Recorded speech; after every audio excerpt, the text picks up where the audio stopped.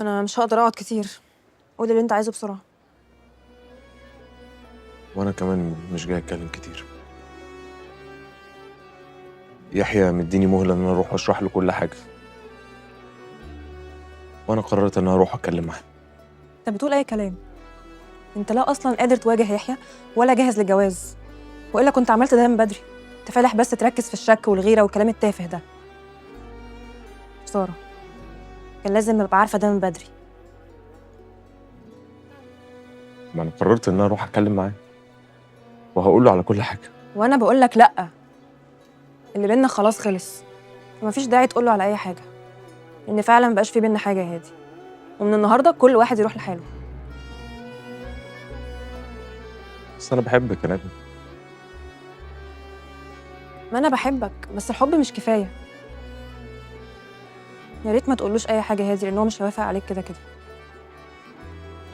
مفيش داعي تفضحنا على الفاضي. انا همشي.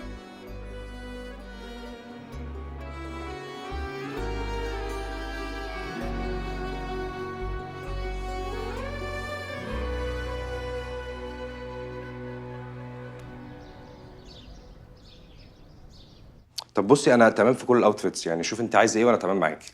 بص، هي نغم هتلبس الاوليف دريس، فاحنا ممكن نماتش عليه اول طقم. ايه رايك؟ خلاص اوكي تمام. تمام.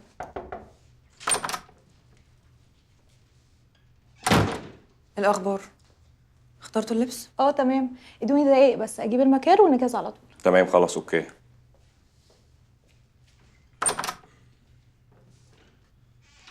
طمنيني، قابلت هادي؟ قال لي انه قرر يحكي ليحيى كل حاجه، فقلت له لا طبعا اكيد يحيى مش هيوافق يعني، فالاحسن ان هو ينكر كل حاجه.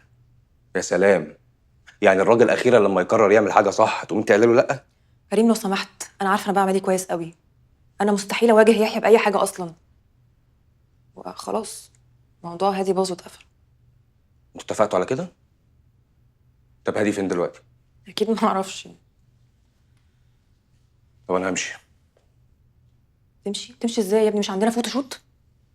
انا متخيل هادي عامل ازاي دلوقتي، مش هقدر اسيبه كده واقعد اتصور معاكي كمان. انت بتقول ايه يا ابني؟ ده هند هي اللي طالبه الفوتوشوت ده. اقسم بالله ما في حد مولع الدنيا دي غير هند اللي عماله تتسلى علينا كلنا. انا همشي.